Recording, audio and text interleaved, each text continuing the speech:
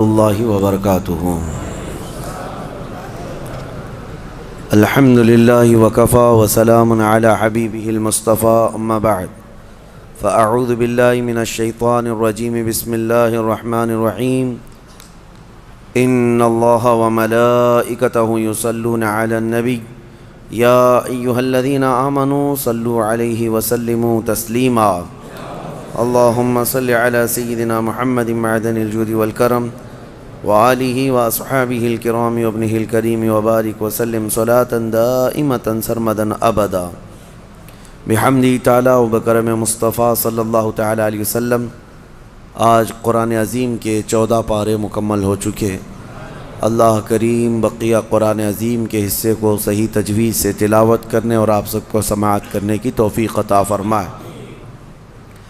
عزیزان گرامی، آج ہم نے سورۃ الحجر کی تلاوت کی ہے اور سورہ نحل کی۔ یہ دو سورتیں قرآن پاک میں آئی ہیں، دونوں کے معنی اگر میں آپ کو بتاؤں تو سننے والے کو ایسا لگے گا کہ اس کا کیا مطلب ہے۔ حجر کہتے ہیں پتھر کو، حجر اسود آپ نے سنا ہوگا۔ حجر جو ہے پتھر کو کہتے ہیں، اصحاب الحجر کا اس میں نام ہے، یعنی پتھر والے لوگ، وہ ایک قوم تھی، ان کا تذکرہ اس میں آیا ہے۔ اور سورۃ النحل دوسری سورہ ہے جس کا مطلب ہے شہد۔ شہد کے نام سے پوری قرآن میں سورہ ہے۔ وہ دونوں کا تذکرہ قرآن پاک میں آیا ہے اور دونوں بہت عجیب و غریب چیزوں کا ذکر ہے۔ یہ اصحاب الحجر کون تھے؟ پتھر والے لوگ۔ یہ ایک ایسی قوم تھی، بہت اونچے چوڑے لمبے لوگ تھے، بڑے طاقتور لوگ تھے، اور ان کا کام یہ تھا کہ پورے پتھر کے پہاڑ کو ہاتھوں سے تراش کر کے اپنا گھر بنا لیتے تھے۔ یہ معمولی بات نہیں ہے، یعنی پتھر کو ڈیزائن کرنا، تراشنا اور اس کے اندر جو ہے دروازے بنانا، کمرے بنانا، سب پہاڑ کے اندر ہی ہوتا تھا۔ باقی کوئی چیز اینٹ سیمنٹ سے جس طرح دیواریں بنائی جاتی ہیں نہیں ہیں۔ یہ وہ آج بھی ان کے بنائے ہوئے گھر موجود ہیں۔ مدائن صالح اس کو کہا جاتا ہے، سعودی عرب میں یہ شہر موجود ہے، الاولا نام سے۔ اب ان لوگوں نے اس کو پکنک پوائنٹ بنا دیا ہے۔ پہلے وہاں کوئی جاتا نہیں تھا، لیکن اب ہر چیز میں پیسہ چاہیے تو اس کو بھی ٹورسٹ پلیس کے طور پر کھول دیا گیا ہے۔ تو یہ حضرت صالح علیہ السلام کی قوم ہے۔ حضرت صالح علیہ السلام کو اس قوم کی ہدایت کے لیے بھیجا گیا تھا۔ تو حضرت صالح علیہ السلام آئے۔ اس قوم کو قوم سمود بھی کہا گیا ہے۔ اکڑ بھی بہت تھی، گھمنڈ بھی بہت تھا۔ جتنے لمبے تھے اتنے گھمنڈ بھی تھے، متکبر تھے، اور وہ اپنے سامنے کسی کو بھی کچھ نہیں سمجھتے۔ وہ سمجھتے کہ سب سے زیادہ طاقتور ہم ہیں، اور بڑے فنکار لوگ تھے۔ تو جب حضرت صالح علیہ السلام ان کے پاس آئے اور ایمان کی انہیں دعوت دی، ایک تو وہ طاقتور تھے، پہاڑوں کو تراش کر گھر تو بنا لیتے، لیکن ایمان سے محروم تھے۔ حضرت صالح علیہ السلام نے ایک خدا کی طرف دعوت دی، اللہ کی عبادت کرو اور دوسرے بتوں کی پوجا، یہ فلاں فلاں چیزیں چھوڑ دو۔ انہوں نے کہا آپ جھوٹ بولتے ہیں، یہ سب چیزیں ہوتی نہیں ہیں۔ وَلَقَدْ كَذَّبَ أَصْحَابُ الْحِجْرِ الْمُرْسَلِينَ۔ کذب کا مطلب ہوتا ہے جھٹلا دیا۔ حضرت صالح علیہ السلام کو سیدھے سے انہوں نے نکار دیا، کہا کہ آپ نبی نہیں ہیں، آپ کوئی نبی ہیں، کوئی رسول ہیں؟ تو بہرحال حضرت صالح علیہ السلام کنٹینیو دعوت دیتے رہے۔ تو اس قوم نے کیا کہا جانتے ہیں؟ ہم تو اپنے ہاتھوں سے پہاڑ کو تراشتے ہیں تو گھر بن جاتا ہے، آپ اگر سچ میں اللہ کے نبی ہیں تو اس پہاڑ سے کوئی زندہ جانور نکال کر کے دکھا دیجیے۔ آپ پہاڑ کے یعنی پتھروں سے۔ تو حضرت صالح علیہ السلام کو چیلنج کیا تھا لوگوں نے۔ نبی صالح علیہ السلام ایک پتھر کے پاس آئے اور اس پتھر کو آپ نے ہاتھ مارا تو اس پتھر سے ایک اونٹنی پیدا ہوئی، اور وہ بھی حاملہ اونٹنی، چلتی تھی، پھرتی تھی، ساری چیزیں۔ آپ کو میں یہ بات بتا دوں کہ جانور سے جانور کا پیدا ہونا یہ نیچرل ہے، اور کسی پتھر سے ایک جاندار پیدا ہو جانا، اس کو کیا کہیں گے؟ یہ معجزہ ہے۔ اب یہاں پر میں رک کر کے آپ کو یہ بتا دوں، کچھ لوگ یہ کہتے ہیں یہ سب کہانیاں ہیں اسلام میں، جیسے ایتھسٹ، ان کے بہت اعتراضات ہیں کہ معجزہ ایسا کیسے ہو سکتا ہے، چاند کیسے پھٹ گیا. آپ کہتے ہیں یہ سب تو آپ کی بنائی ہوئی باتیں ہیں، یہ معجزے کو نہیں مانتے کہ نیچر کے خلاف ایسا نہیں ہو سکتا. ہم کہتے ہیں نیچرل چیز آپ کو یہ لگتی ہے، لیکن کچھ چیزیں ایسی ہوتی ہیں جس کو سپر نیچر کہا جاتا ہے. قانون سے بھی بڑھ کر کے کوئی چیز ہوتی ہے، قانون سے بڑھ کر کے، یعنی کوئی چیزیں ہیں دنیا میں، کچھ قانون ہے. میں آپ سے پوچھتا ہوں، گریویٹی کا قانون پتہ ہے نا؟ اکثر سارے بچے جو پڑھے لکھے ہیں وہ جانتے ہیں گریویٹی، یہ لا آف گریویٹی جس کو کہتے ہیں، کوئی بھی چیز اوپر جائے گی تو زمین کی طرف نیچے گر جائے گی. ہاں، ایک چھوٹی سی بھی چیز، ابھی اس کو میں انگوٹھی کو ادھر چھوڑوں تو کیا یہ رکھی کھڑی رہے گی؟ قانون کیا ہے؟ گریویٹی کا جو لا آف گریویٹی، ہر چیز زمین اس کو کھینچتی ہے، کشش ثقل اس کو کہتے ہیں، ہر وزنی چیز کو زمین اپنی طرف کھینچ لیتی. یہ قانون ہے، لا آف گریویٹی ہے. لیکن اس کے برخلاف بھی تو ہم دیکھ رہے ہیں ہزاروں کلو کے وزن کی ایروپلین ہوا میں اڑتی ہے، اس کو زمین کیوں نہیں کھینچ لیتی؟ یہ کچھ لا آف گریویٹی سے بڑھ کر کے کوئی انسان ہی نے بنایا نا، اور دنیا اس کو ایکسیپٹ کر رہی ہے. ہونا تو یہ چاہیے. پانی میں ایک چھوٹا سا تنکا بھی ڈال دو، کیا ہوگا؟ پانی میں اندر چلا جائے گا. لیکن ہزاروں ٹن وزن لے کر کے کچھ شپ، کچھ جہاز پانی پر ایسے ہی تیرتے ہوئے جاتے ہیں، انسانوں کو بھی لے کے چل رہے ہیں، سامان کو بھی لے کے چل رہے ہیں. تو قانون جو ہے اس سے ہٹ کر کے بھی تو کچھ چیزیں ہوئی ہیں نا، دنیا میں ہو بھی رہی ہیں. تو معجزہ جو ہوتا ہے وہ سپر نیچر ہے، اور یہ بھی اللہ کے نبیوں سے ہے. جب لوگ ان سے مطالبہ کرتے ہیں تب اللہ تعالیٰ اپنے نبی کو یہ اختیار دیتا ہے، اور وہ نبی اپنی طاقت سے ایسا معجزہ دکھاتے ہیں. اب پتھر سے اونٹنی کا پیدا ہونا یہ معجزہ ہے. ان کو، بعض لوگوں کو یہ ہضم نہیں ہوگی بات اور سمجھ میں نہیں آئے گی. ان سے کہو اگر سمجھ میں آ جائے تو معجزہ ہی نہیں ہے. اگر سمجھ میں آ جائے، معجزہ وہ ہے جو عام انسان کی سمجھ میں نہ آئے. عام انسان کی سمجھ میں نہ آئے وہ کیا ہے؟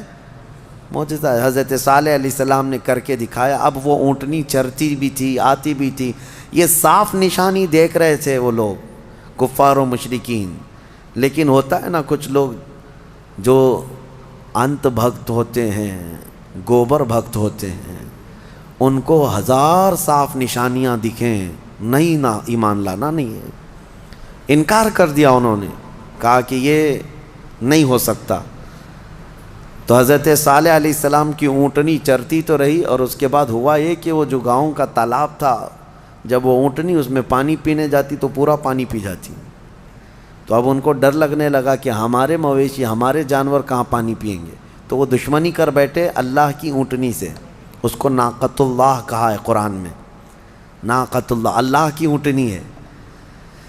تو اب پھر اس کی دشمنی کرنے لگے. حضرت صالح علیہ السلام نے ڈرایا، یہ اللہ کی نشانی ہے، اس کے ساتھ چھیڑ چھاڑ کرو گے تو اللہ کا عذاب آئے گا، اس اونٹنی کو کچھ نہ کرنا.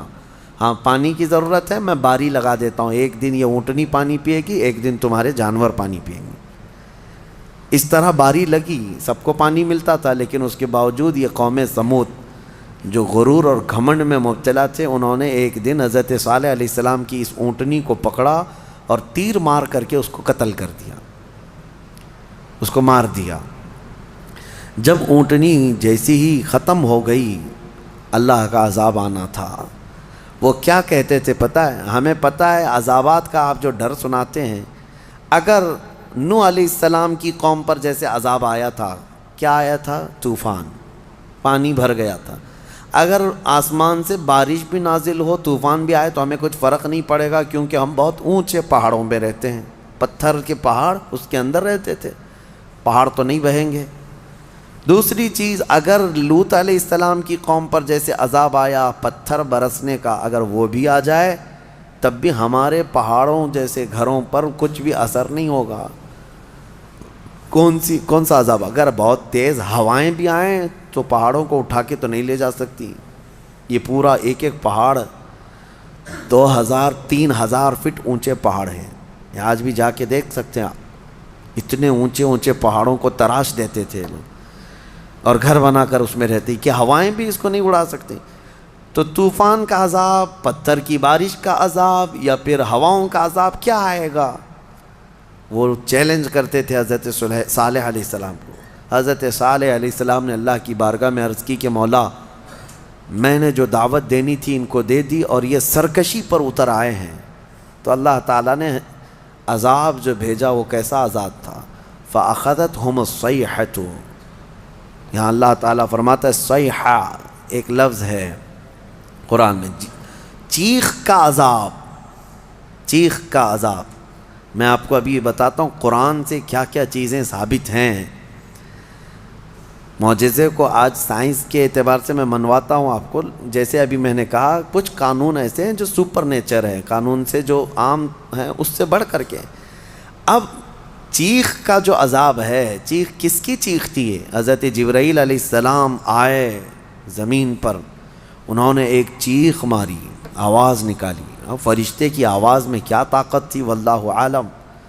وہ آواز جب پھیلتی گئی تو اتنی تیز آواز تھی کہ یہ اپنے گھروں میں، پہاڑوں جیسے پتھروں کے گھروں میں جہاں تھے، اس آواز کی وجہ سے ان کا بھیجا نکل کر کے کانوں سے باہر آ گیا اور وہ جہاں تھے وہیں پڑے کے رہ گئے.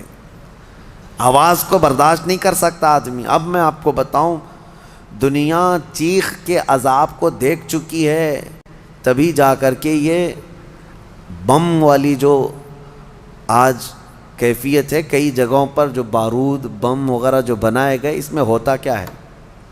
صرف آگ نہیں لگتی ہے بلکہ اس میں آواز ہے، اور جتنی تیز آواز ہوتی ہے اتنی تیز ہلاکت ہوتی ہے. جتنے بم بنائے جاتے ہیں، ایٹم بم ہوں یا اور بھی دوسرے، اس میں بہت سخت قسم کی آواز، جب وہ بم پھٹتا ہے تو یہ آس پاس کی چیزیں جو ٹوٹتی ہیں یہ بارود کی وجہ سے نہیں ٹوٹتی، صرف اس آواز کی وجہ سے ٹوٹتی ہیں. آواز کے اندر یہ طاقت ہے. کبھی آپ ڈی جے کو بجتے ہوئے دیکھتے ہوں گے، جب بہت تیز ساؤنڈ ڈی جے والے لگاتے ہیں تو ہمارے گھر کی کھڑکیاں ہلنے لگ جاتی ہیں. آپ محسوس کرنا کبھی، آپ کے گھروں کے سامنے سے اگر کوئی ڈی جے جانے لگ جائے تو گھر کے برتن بھی ہلنے لگ جائیں گے.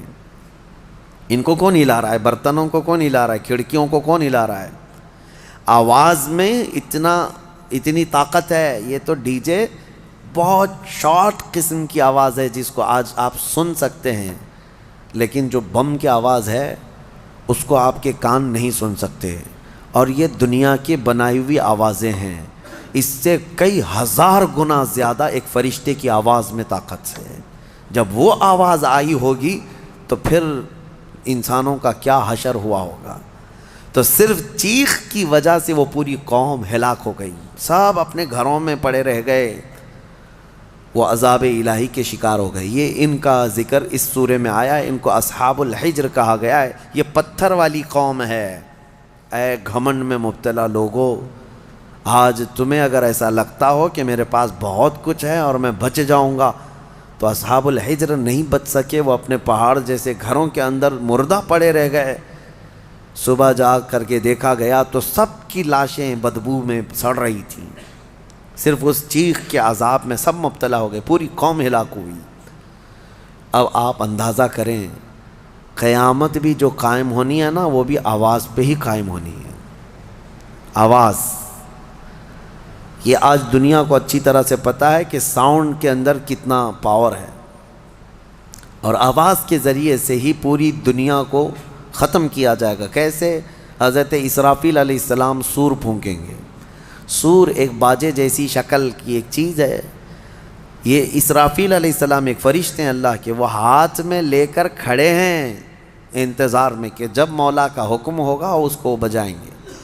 جیسے ہی اس کو پھونکنے لگیں گے دنیا میں آواز پھیلے گی. پہلے ہلکی ہلکی ہلکی ہوتے ہوئے وہ آواز اتنی بڑھ جائے گی کہ لوگ پہلے اس آواز کو سنتے ہوئے بے ہوش ہو جائیں گے. پھر اسی آواز پر پوری دنیا کی موت ہو جائے گی، ایک بھی باقی نہیں رہے گا، ایک بھی باقی نہیں رہے گا۔ اس سور کی آواز پر سارے کے سارے پورے روئے زمین پر جتنے انسان ہیں وہ سب کے سب مر جائیں گے۔ یہ قیامت قائم ہونے کا منظر ہے۔ پھر اللہ تبارک و تعالیٰ زمین میں زلزلے پیدا فرمائے گا، اور پھر یہ پہاڑ سب پورے اڑنے لگ جائیں گے، زمین ختم کر دی جائے گی، ساری چیزیں ختم کر دی جائیں گی۔ پھر اللہ تبارک و تعالیٰ جو میدان قیامت قائم فرمائے گا، پھر اس میں سارے انسانوں کو جمع کرے گا۔ تو سور پھونکا جائے گا، اور سور کی آواز بہت تیز ہوگی، لیکن الحمدللہ آپ نہ گھبرائیں، ہمارے اوپر نہیں آنی ہے قیامت، کیونکہ فرمایا گیا قیامت جو ہے کسی بھی مومن پر نہیں آئے گی۔ اس وقت کوئی مومن باقی نہیں رہے گا، مسلمان نہیں رہے گا۔ قیامت جو سور پھونکی جائے گی، اور اس وقت جو سارے لوگ ہلاک ہوں گے، اس میں ایمان والے لوگ نہیں رہیں گے۔ ایمان والے بہت پہلے ہی دنیا سے جا چکے ہوں گے۔ اب آپ اندازہ کرو، جب سارے ایمان والے ختم ہو جائیں تبھی قیامت کو آنا ہے، اور جب تک مومنین زندہ ہیں قیامت نہیں آئے گی۔ یہ روایات سے ثابت ہے۔ تو بہرحال سور کی بھی آواز ہی ہے، آواز کا پاور ہے، اور قیامت بھی اسی میں قائم ہونی ہے۔ اب اس کے بعد دوسری سورہ ہم نے تلاوت کی ہے، سورہ نحل۔ سورہ نحل شہد کا ذکر آیا ہے۔ اللہ تعالیٰ فرماتا ہے، اللہ کی نشانیوں میں سے ہے یہ بھی، یخرج من بطونہا شراب مختلف الوانہ فیہ شفاء للناس۔ شہد کی مکھی کا ذکر ہے کہ اللہ تبارک و تعالیٰ اس کے منہ سے ایک ایسے رس کو نکالتا ہے جو دنیا کی سب سے میٹھی چیز ہے، اور اللہ فرماتا ہے اس میں لوگوں کے لیے شفا ہے۔ کس میں؟ شہد میں۔ شہد میں شفا ہے، اس کی گارنٹی قرآن سے ہے۔ اللہ نے فرمایا الگ الگ رنگ کے پھولوں سے یہ مکھی چوس کر کے آتی ہے رس، اور اپنے چھتے میں لا کر چھوڑ دیتی ہے، اور اس کے بعد اس میں مٹھاس آتی ہے، اور غضب کی مٹھاس، اس کی مٹھاس کا مقابلہ کوئی نہیں کر سکتا۔ جو اوریجنل مٹھائی ہے وہ شہد ہے دنیا میں، باقی سب چیزوں کو چھوڑ دیں، سب بنی ہوئی ہیں، لیکن اوریجنل جو مٹھاس ہے وہ صرف شہد کی ہے۔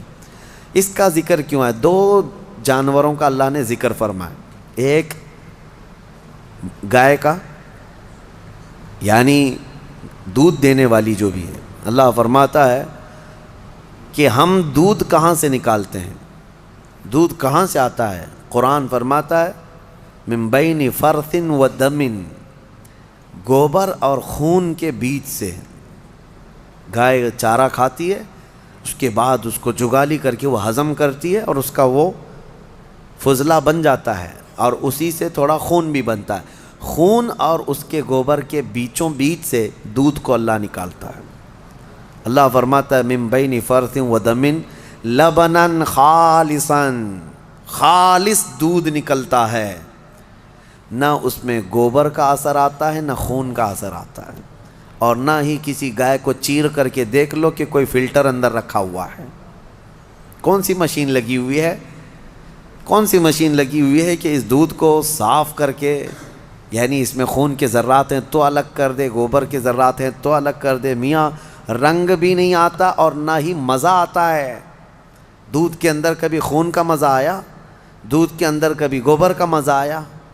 نہ مزے کو اللہ ملنے دیتا ہے، نہ اس کے اثر کو، نہ اس کے رنگ کو ملنے دیتا ہے۔ اور قرآن میں اللہ فرماتا ہے کہ ان دونوں کے بیچ سے خالص دودھ کو نکالتا ہے اللہ تعالیٰ، اور یہ پینے والوں کے لیے پیٹ بھرنے والی غذا ہے۔ ایک اس کا ذکر ہے اس جانور کا، اور دوسرا مکھی کا، کہ مکھی جو ہے یہ عبرت کی چیز ہے، شہد کی مکھی۔ اللہ کرے کہ آپ کو کبھی ڈنک نہ مارے، کبھی ڈنک نہ مارے۔ اگر یہ مارتی ہے تو زہر چڑھتا ہے، جسم پھول جائے گا، چہرے پہ اگر کاٹ لے، کئی لوگوں کا اس میں انتقال بھی ہوا، موت بھی ہوتی ہے۔ اگر کئی مکھیاں مل کر کے کاٹ دیں آدمی کو شہد کی، آدمی مر سکتا ہے، زہر ہے۔ سمجھ میں نہیں آتا، وہ زہریلی مکھی ہے، اور پھولوں کا جو رس چوستی ہے اس میں سے آپ بھی چوس کے لا کے اپنے گھر میں تھوک کے دیکھو، گلاب کو چوس لو، موگرے کو چوس لو، چمیلی کو چوس لو اور اپنے گھر کے ایک کٹوری میں تھوک کے دیکھو، بدبو ہی آئے گی۔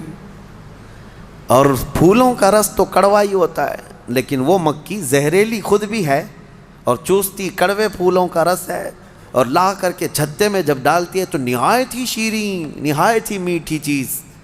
اب اللہ تبارک و تعالیٰ فرماتا ہے کون ہے جو اس میں مٹھاس پیدا کرتا ہے؟ کون ہے؟ اس کو مٹھاس پیدا کرنے والا کون ہے؟ وہ خالق کائنات ہے، جو پھولوں کو رنگ دیتا ہے اور شہد کی مکھی کے منہ میں مٹھاس دیتا ہے۔ اب اسی کو کہا گیا ہے، یہ عبرت کی چیز ہے۔ ویسے آپ کو میں یہ بات بھی بتا دوں، وہ ڈنک مارے تو زہریلی، لیکن تھوک دے اپنے چھتے میں تو وہ شفا والی غذا ہے۔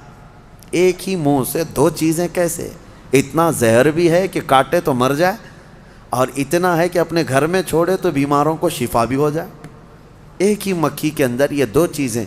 اعلیٰ حضرت فاضل بریلوی رضی اللہ تعالیٰ عنہ کی یاد آتی ہے، آپ نے فرمایا گستاخان رسول کو، وہ فرماتے ہیں اعلیٰ حضرت ظالموں میں شہد کی مکھی کی طرح ہوں۔ اعلیٰ حضرت اپنے آپ کو کہتے ہیں میں شہد کی مکھی کی طرح ہوں، جس کی مٹھاس کا بھی جواب نہیں، جس کے ڈنک کا بھی جواب نہیں۔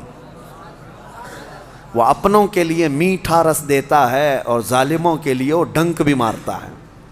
اعلیٰ حضرت نے اپنے لیے مثال میں فرمایا شہد کی مکھی کی طرح۔ لیکن میں آپ کو ایک روایت یہ بھی بتاؤں، اس شہد کی مکھی کے اندر جو مٹھاس آتی ہے، اتنی مٹھاس کیسے؟ فرمایا کہ یہ جب پھولوں کا رس چوستی ہے تو پھولوں کا رس چوس کر اپنے گھر جانے تک یہ حضور پاک پر درود پڑتی ہے، اور اس درود کی برکت ہے حضور پاک صلی اللہ تعالیٰ علیہ وسلم کے کہ اس کے منہ میں مٹھاس پیدا ہوتی ہے۔ اللہ تعالیٰ ہمارے منہ میں مٹھاس پیدا فرمائے، زبان میں آپ کے اثر پیدا فرمائے۔ یہ دونوں چیزیں اللہ تعالیٰ نے عبرت کے طور پر فرمایا ہے۔ دو جانوروں کا ذکر ہے اور دونوں عبرت کے لیے ہے۔ اب ان لوگوں کو آج کے زمانے میں پتہ چل رہا ہوگا نا کہ دودھ کہاں سے نکلتا ہے۔ آج سرچ کر کے بتا رہے ہوں گے نا کہ دودھ کہاں سے نکلتا ہے، ڈائری والوں کو پوچھو یا اس کے جو ریسرچ اسکالرس ہیں ان سے پوچھیں۔ لیکن قرآن 1400 سال پہلے بغیر کسی سونوگرافی کے، بغیر کسی چیر پھاڑ کے جب بتا رہا ہے، تو آج بھی ان لوگوں کو عقل میں نہیں آتی بات کہ آخر یہ باتیں قرآن میں آئی کیسے؟ اس وقت نہ سائنس کا وجود، نہ کسی مشین کا وجود۔ تو محمد عربی صلی اللہ تعالیٰ علیہ وسلم کی زبان سے جو کلمات نکلے وہ ان کے اپنے نہیں ہیں، یہ خلاق کائنات کے کلمات ہیں۔ جس نے پوری کائنات کو پیدا کیا اسی نے یہ تمام چیزیں بیان کیا۔ آج ہی کے پارے میں ہم نے دو بہت اہم آیتیں تلاوت کی ہیں، وہ ہمارے لیے بہت ہی ہمت والی آیتیں ہیں۔ اللہ فرماتا انا نحن نزلنا الذکر وانا لہ لحافظون، بے شک ہم نے ہی قرآن کو اتارا ہے اور ہم ہی اس کی حفاظت کرنے والے ہیں۔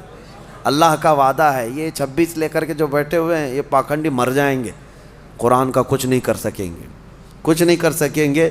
قرآن برسوں سے اسی طرح محفوظ ہے۔ اچھا ایک بات میں آپ کو بتا دوں، ایک جاہل بدتمیز قسم کا ایتھیسٹ اٹھا سوال کرتا ہے، کافی پہلے کی بات ہے، کہا کہ کہتے قرآن کو اللہ ہی حفاظت کرتا ہے، اللہ ہی حفاظت کرتا ہے۔ لے جا کر کے اس نے ہاتھ سے جلا دیا، کہا میں جلایا، قرآن تو بچا نہیں۔ یہ ایسی ہی پاگل ہے جیسے نمرود نے کیا تھا۔ حضرت ابراہیم علیہ السلام نے کیا کہا تھا نمرود سے؟ میں اس خدا کی عبادت کرتا ہوں جو موت بھی دیتا ہے، حیات بھی دیتا ہے۔ تو اس نے کیا کیا؟ جیل سے 2 قیدیوں کو نکالا اور ایک کو مار ڈالا اور ایک کو آزاد کیا، کہا میں بھی زندگی اور موت دیتا ہوں۔ یہ ایسی ہی پاگل ایتھیسٹ ہے۔ اس نے قرآن کو جلا کر کے یا ختم کر کے کہا کہ یہ کہاں بچ سکا؟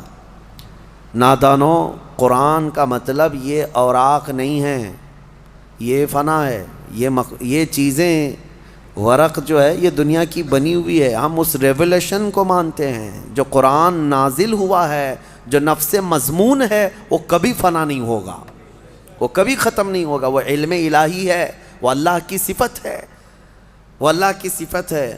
قرآن میرے سینے میں ہے، ان کے سینے میں ہے، یا ورق پر ہے، یہ سب چیزیں جا سکتی ہیں، یہ چیزیں جا سکتی ہیں، لیکن وہ ریولیشن وہ نزول قرآن کا وہ کبھی ختم نہیں ہوگا. اس کے متعلق ہم کہتے ہیں تم 100 نہیں 1000 نہیں لاکھ جلا لو اوراق کو جلانے کا مطلب یہ سمجھتے ہیں کہ قرآن جلا دیا, قرآن ختم ہو گیا. نہیں, قرآن کی حفاظت اللہ خود فرما رہا ہے. اللہ فرما رہا ہے یہ اپنے گھر دیکھ لیں, گھر نہیں بچا پا رہے ہیں, ان کا اپنا کوئی محفوظ نہیں رہ گیا ہے. اور یہ آج کی بات نہیں ہے میرے عزیزو, برسوں سے ایک سوال یہ بھی آتا ہے کہ قرآن وہی آتھینٹک ہے یا نہیں. اس سے قبل بھی میں پہلی ہی تفسیر میں اس کو بتا دیا تھا جب شروع کیے تھے ہم لوگ. یہ سوالات یہ ملحدین کی طرف سے آتے ہیں, بددین ایتھسٹ جو ہیں, ناستک لوگ, وہ کہتے ہیں کہ کیسے پتہ. ہم نے یہی کہا کہ اگر اس کے خلاف تمہارے پاس کوئی ثبوت ہے کہ کوئی دوسرا بھی قرآن تھا تو لا کے دکھا دو. 1400 سال سے کہاں سوئے ہوئے تھے سارے لوگ. ایک ہی قرآن کیوں ہے پوری دنیا میں جو الحمدللہ سے شروع ہوتا ہے والناس پہ ختم ہوتا ہے. وہ کہیں کا بھی ہو, امریکہ کا ہو, انڈیا کا ہو, افریقہ کا ہو, پاکستان کا ہو, عرب کا ہو, کہیں پر بھی جاؤ قرآن آپ کو یہی ملنے والا ہے. حتیٰ کہ ہمارے درمیان سینکڑوں فرقے ہو گئے ہوں گے, ہر فرقے میں قرآن یہی ہے, یہی قرآن ہے. شیعوں کے ہاں بھی, دیوبندیوں کے ہاں بھی, اہل حدیث کے ہاں بھی, چاہے جتنے بھی مکاتب فکر دنیا میں ہیں, فرقے ہیں, سب کے پاس قرآن یہی ہے, یہی قرآن ہے.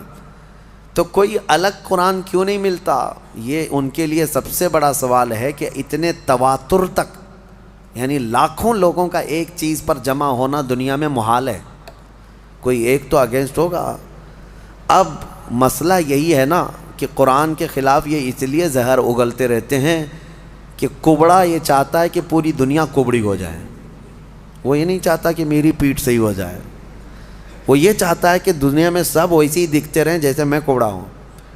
ہاں, خود کے گھروں کی کتابوں کا حال تو یہ ہے کہ بیچارے یہاں ایک الگ پبلش ہوتی ہے, وہاں ایک الگ پبلش ہوتی ہے, سب کے روایتیں بدلی ہوئی ہیں, اس کا مضمون الگ ہے, اس کا مضمون الگ ہے. بائبل پتہ نہیں مارکیٹ میں کتنی ملتی ہے, الگ الگ ہے. ویدوں میں تبدیلیاں ہیں, پران میں تبدیلیاں ہیں, شرح لکھنے والوں میں الگ الگ باتیں ہیں. تو ظاہر سی بات ہے دنیا میں دوسری کتابوں کو انہوں نے دیکھا تو سوچتے ہیں قرآن بھی ایسا ہی ہے. میں یہ کہتا ہوں ترجمے 1000 ہو سکتے ہیں, تفسیریں 1000 ہو سکتی ہیں, لیکن قرآن کا وہ نفس مضمون ایک ہی رہے گا, قیامت تک ایک ہی رہنے والا ہے. اور یہی اللہ کا وعدہ ہے, ہم نے ہی قرآن کو اتارا ہے اور ہم ہی اس کی حفاظت کرتے ہیں. ہاں, اور دوسری آیت جو میں کہہ رہا ہوں, 2 آیتیں ہم نے پڑھی ہے. دوسری آیت ہے وَنَزَّلْنَا عَلَيْكَ الْقُرْآنَ تِبْيَانًا لِكُلِّ شَيْءٍ. اللہ فرماتا ہے ہم نے قرآن میں ہر چیز کا واضح بیان کر دیا ہے, واضح بیان کر دیا. میں تقریباً آج سے 10 سال پہلے کی بات ہوگی, تو 2012 وغیرہ میں ایک صاحب وہ پوچھنے لگے, وہ بڑے ماڈرن خیالات کے ہیں, تو انہوں نے کہا آپ کہہ رہے ہیں قرآن میں ہر چیز کا واضح بیان ہے, تو کیا پیٹرول کا بھی ذکر ہے قرآن میں؟ اور پتہ نہیں پیٹرول ہی شاید اس کو زیادہ اچھا لگتا ہو یا پیٹرول پیتا ہو. میں نے کہا پیٹرول کیا؟ اللہ نے فرمایا ہر چیز کا واضح بیان ہے, ہر چیز کا واضح بیان ہے. ہم نے ان سے پوچھا تمہیں پتہ ہے سمندر میں موتیاں ہیں؟ پتہ ہے نا, سمندر میں ہی ہوتی ہے نا موتیاں. کہا ہاں ہے. کہا جاؤ ڈوب کے لے کے آؤ. کہا ہمارا کام نہیں ہے. کہا کس کا ہے؟ وہ جوہری کا کام ہے جو غوطہ لگاتا ہے. کہا یہی قرآن میں ہر چیز کا بیان ہے, اس میں غوطہ لگانے کا کام اماموں کا ہے جو مجتہدین ہیں, ائمہ مجتہدین ہیں, علماء صالحین ہیں. جس کا جیسا علم ہوگا وہ غوطہ لگاتا ہے اور قرآن سے نکالتا ہے. ارے سیدنا عبداللہ ابن عباس سید المفسرین صحابی ہیں, حضور سے سب سے زیادہ قرآن کی تفسیر سیکھنے والے. وہ کہتے ہیں قرآن کے علم کے بارے میں اگر میرے اونٹ کے گلے کی رسی بھی گم ہو جائے تو میں قرآن سے ڈھونڈ لوں گا. ہاں, قرآن سے ڈھونڈ لوں گا. تو یہ ہر چیز کا واضح بیان ہے, لیکن یہ اپنے اپنے ظرف کی بات ہے, اپنے اپنے علم کی بات ہے. ہمیں پتہ ہے سمندر میں بہت سارے خزانے ہیں, لیکن ہر ایک کا کام نہیں ہے کہ سمندر میں جا کے موتیاں لے آئے. ہاں, کچھ لوگ کوشش کر بھی لیں گے تو سیپیاں لا سکتے ہیں, سیپ لے لیں گے. موتیاں لانا اور وہ سب جانکار لوگوں کا، ماہرین کا کام ہوتا ہے۔ اسی طرح میرے عزیزو قرآن عظیم میں ہر چیز کا واضح بیان ہے۔ اس کا مطلب اب یہ بھی نہیں ایک فرقہ نکلا ہے اہل قرآن، ابھی ایک فرقہ ہے، انٹرنیٹ پر کتنے فرقے آئیں گے پتہ نہیں، ابھی 72 تو بہت پہلے ہی ہو گئے جو جہنم میں جانے والے تھے، ابھی آ ہی رہے ہیں، اس کی شاخیں پہ شاخیں ہو رہی ہے اہل قرآن۔ اور اللہ کی پناہ یہ اکثر جو ہے نا پاکستان سے نکلتے ہیں۔ ایک اسی طرح کا فرقہ جس میں وہ یہ کہتے ہیں کسی بھی حدیث کی ضرورت نہیں، کسی بھی چیز کی ضرورت نہیں، ہمارے لیے قرآن کافی ہے۔ قرآن میں اللہ نے فرمایا نا ہر چیز کا واضح بیان کیا، تو اس آیت کی وجہ سے اب کسی دوسری چیز کی ضرورت نہیں، بس قرآن ہی کافی ہے، قرآن ہی کافی۔ وہ دنیا کو ایسا گمراہ کرتا ہے آدمی، ہاں بات کرنے نہیں دیتا علماء کو، لیکن وہ لوگوں پر اپنے لچھے دار باتوں سے حاوی ہونے کی کوشش کرتا ہے۔ ہر چیز کا بیان قرآن میں، ہر چیز کا بیان قرآن میں۔ کافی سال پہلے ہمارے استاد گرامی حضور محدث کبیر رحمۃ اللہ ادام اللہ اقبالہ، آپ نے فرمایا تھا کہ آپ کا ایک اہل قرآن سے کسی سے مباحثہ ہو رہا تھا، ہر چیز کا بیان قرآن میں، ہمارے لیے قرآن کافی ہے۔ تو حضرت نے اس سے کہا کہ تو ٹھیک ہے، کتا کھانا کہاں ہے، کیا ہے بتائیے، حلال ہے کہ حرام ہے؟ قرآن میں اس کا ذکر ہونا چاہیے، صاف صاف ذکر ہو، کتا کھانا کیا ہے۔ اگر حلال ہے تو پہلے تم کباب بنا کے کھاؤ، اور حرام ہے تو پھر قرآن سے دکھاؤ۔ نہیں تھا کیا قرآن میں ہر جانور کا پرٹیکولر نام ہے؟ نہیں ہے، فارمولے بتائے گئے ہیں، اور قرآن کو سمجھنے کے لیے رسول پاک کی حدیث ضروری ہے، کیونکہ وہی نور ہے جو اس پر روشنی ڈالتا ہے۔ نبی پاک صلی اللہ علیہ وسلم کی حدیثوں کے بغیر قرآن کو سمجھنے کی کوشش کرو گے، پھر اٹکل پچھو مارتے رہ جاؤ گے۔ اس کا مطلب یہ ہو سکتا ہے، اس کا مطلب یہ ہو سکتا ہے۔ نبی پاک صلی اللہ تعالیٰ علیہ وسلم کی احادیث سے جس نے قرآن کو سمجھا وہ ہدایت پر ہے، وہ ہدایت پر ہے۔ ورنہ یہی انٹرنیٹ کے کیڑے جو ابھی نکلے ہوئے ہیں اپنا فرقہ بنائے، اور انہوں نے کیا کیا انکار کر دیا، معجزہ نہیں ہوتا، یہ تورات زبور انجیل کوئی کتاب ہی نہیں تھی، ہاں، اور سب سے افضل قوم جو تھی وہ بنی اسرائیل تھی، امت محمدیہ نہیں ہے۔ آیتوں کے ذریعے سے بہت کچھ توڑ مروڑ کر کے مانے۔ کہاں سے سمجھ رہا ہے؟ اس سے سوال کرو تو کہا ہم اپنی عقل سے سمجھتے ہیں، عقل سے سمجھتے ہیں، ان کو حدیث کی ضرورت نہیں، حدیث کا لفظ تک نہیں لیتے، وہ کہتے ہیں عقل سے، ہم اپنی عقل سے سمجھتے ہیں، اللہ نے ہم کو اتنی ہدایت دی۔ اگر ان سے صرف ایک سوال کر لیں، ایک سوال کر لیں، سب چیزیں تمہارے لیے قرآن ہی کافی ہے نا؟ پہلی بات تو یہ بتاؤ کہ یہ قرآن تم تک آیا کیسے؟ کیا تمہاری عقل پہ ڈائریکٹ نازل ہو گیا، جبرائیل امین لا کر کے دے دیے؟ کہاں سے آیا قرآن؟ اس کی آتھینٹسٹی چاہیے، تو ان کو بولنا پڑے گا، ان کو بولنا پڑے گا کہ رسول اللہ پر نازل ہوا، اور اس کو جمع کس نے کیا؟ کس نے کیا؟ عام لوگ جانتے ہیں، صحابہ اکرام نے جمع کیا۔ اب صحابہ اکرام سے تابعین میں آیا، تابعین سے پھر اولیاء امت میں آیا، یہ ایسے ہی چلتا چلتا قرآن ہمارے تک آیا نا۔ اب یہ صاحب یہ بیچ کے سارے سند ہٹانا چاہتے ہیں، نہیں، ہم کو ڈائریکٹ چاہیے۔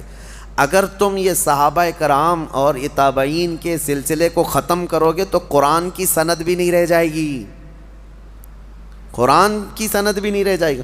قرآن کو اگر تم حقانیت والا یہ کتاب مانتے ہو تو یہ ماننا پڑے گا اس کو ہم تک پہنچانے والی جو ذاتیں ہیں وہ نبی پاک صلی اللہ علیہ وسلم کے سچے غلام ہیں، اور انہوں نے ہی حضور کی حدیثیں بھی بیان کی، اور قرآن کی تشریح بھی انہوں نے ہی ہمیں سمجھایا۔ اسی لیے قرآن کو اپنی عقل سے نہیں بلکہ صحابہ اور تابعین کی سمجھ سے ہمیں سمجھنا ہے۔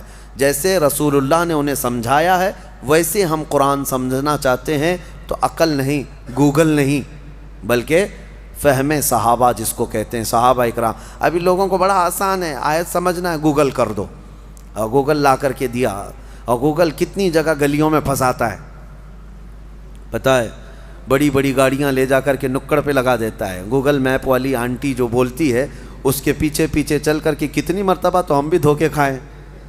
ہاں، ہم کو جو ہے دلی سے نکل کر کے گاڑی میں 6 لوگ تھے، میپ لگا کر کے چل رہے ہیں، میں کہا کہ مجھے پتہ ہے راستہ، ڈرائیور صاحب رامپور کے تھے، کہے کہ نہیں میپ سے چلیں گے۔ رات کے 2 بج چکے ہیں، میپ سے چلتے چلتے کچے راستے پر لے کے گئے. میں کہا بریلی کا راستہ اتنا کچا تو نہیں ہے, دلی ایئرپورٹ سے بریلی جانا ہے. کچے راستے پر لے جا کر ایک جگہ ڈیڈ اینڈ آ گیا, کچھ بھی نہیں, اور بیریکیٹنگ ڈال کر کے پولیس لوگ کھڑے ہیں, ٹارچ ہمارے اوپر مارنے لگے. کہا ادھر کیوں آئے؟ ہم نے کہا کہ ہم بریلی جا رہے ہیں. انہوں نے کہا یہ تو سب جیل ہے, یہاں کیسے آ گئے رات کے 3 بجے؟ تو یہ ہے گوگل وہاں تک پہنچاتا ہے. بہت سارے لوگ صرف جو ہے نا آیتوں کو گوگل کر کے وہیں تک جیل تک جانا چاہتے ہیں. صرف اس پر ڈیپینڈ مت رہو. ہاں میں یہ نہیں اس کا انکار نہیں کرتا کہ اس میں کچھ نہیں ہے, لیکن یہ آتھینٹک ہے یا نہیں اس کو سمجھنے کے لیے پھر تمہیں علماء حق کی ضرورت ہوگی. آج جو فارورڈ ہو رہے ہیں نا سارے میسیجز, حدیث حدیث حدیث کہہ کر وظیفے وظیفے وظیفے, اس کے لیے بھی کیا تمہارے پاس اتنی عقل ہے کہ حقیقت میں یہ بخاری کی حدیث ہے یا نہیں؟ کیسے پتا تمہیں؟ یہ مسلم شریف کا اس میں ریفرنس دے دیا, کیسے پتا تمہیں؟ ایک بات یاد رکھو, قیامت تک جتنی بھی ٹیکنالوجی آ جائے لیکن علماء صالحین جو اصول جانتے ہیں ان کے محتاج ہی رہیں گے. امام غزالی رحمۃ اللہ علیہ فرماتے ہیں اگر علماء اس زمین پر نہ ہوں تو انسان سب جانور ہیں, وہ صرف جانوروں کی طرح گھومتے رہ جائیں گے. آپ کو حق اور باطل میں فرق کرنے کا طریقہ انٹرنیٹ سے نہیں معلوم پڑے گا, پھر تمہیں کسی کے ہاں جا کر کے سمجھنا ہی ہوگا. بہرحال اللہ تبارک و تعالی ہمیں قرآن سے ہدایت عطا فرمائے اور بد دین اور گمراہوں کی صحبت سے اللہ ہماری حفاظت فرمائے. جو اہل قرآن جو نیچری فرقہ ہے اللہ تعالیٰ اس سے آپ کی حفاظت فرمائے. جنہوں نے فرشتوں کا انکار کر دیا, شیطان کا انکار کر دیا اور جنت کا, دوزخ کا, حساب کا, کتاب کا, سب چیزوں کا انکار کر دیا. وہ کہتے ہیں جو چیز نہیں دکھتی وہ ہوتی نہیں ہے, جو چیز دکھتی نہیں ہے وہ ہوتی نہیں. وہ جتنی دکھتی ہے اتنی ہی وہ مانتے ہیں, جتنی وہ دکھتی ہے ان کو اتنی مانتے ہیں. 9 مہینے تک اپنی بیوی کے پیٹ میں بچہ بھی نہیں مانتے, جب تک آیا نہیں دنیا میں تب تک بچہ ہے نہیں. ہاں دکھنے والی چیز ہی ان کو یقین کرنا. اور دوسری ایک عجیب سی بات ہے, جتنی چیزیں دکھتی ہیں اسی پر ایمان لاتے ہو, اسی کو سمجھتے ہو, پھر یہ بھی کہتے ہو کہ گیلیکسی میں جو ہے اتنے سٹارز ہیں, کیا کیا ہیں اس میں, بہت سارے یہ ستارے گناتے سیارے ہیں. ہاں اور پھر ان کے سولار سسٹم کے جو سٹارز ہیں وہ کہاں سے انہوں نے لا کے دکھایا؟ کیا ہر آدمی دیکھ رہا؟ آپ نے دیکھا یورینس, نیپچون, پلوٹو, یہ سب پتہ ہے نا سب آپ لوگوں کو؟ آپ جا کے دیکھ کے آئیں سولار سسٹم میں جو ستارے سائنس دکھا, دیکھ کر کیا ہے؟ نہیں, لیکن سب مان رہے ہیں. کس نے کہا؟ سائنسدانوں نے کہا. سائنسدانوں نے کہہ دیا کہ سولار سسٹم میں یورینس بھی ہے, نیپچون بھی ہے, پلوٹو بھی ہے, فلاں فلاں سٹارز ہیں. آپ آنکھ بند کر کے مان رہے ہیں. اور یہ تو اتنا یقین ہے کہ چاند میں جا کر کے آ گئے, وہ بھی مان رہے ہیں, چاند کی ساری چیزیں مان لیے. تم دنیا کو سائنسدانوں کے کہنے پر مان سکتے ہو, ہم اللہ کے حبیب کے کہنے پر جنت و دوزخ کیوں نہیں مانیں گے؟ یقیناً اس رسول نے ہمیں خبر دیا ہے, اس پر ہم ایمان لاتے ہیں, اور اللہ تعالی ہم سب کو غیب پر ایمان لانے والی جماعت میں ہی قبول فرمائے. وآخر دعوانا ان الحمد للہ رب العالمین.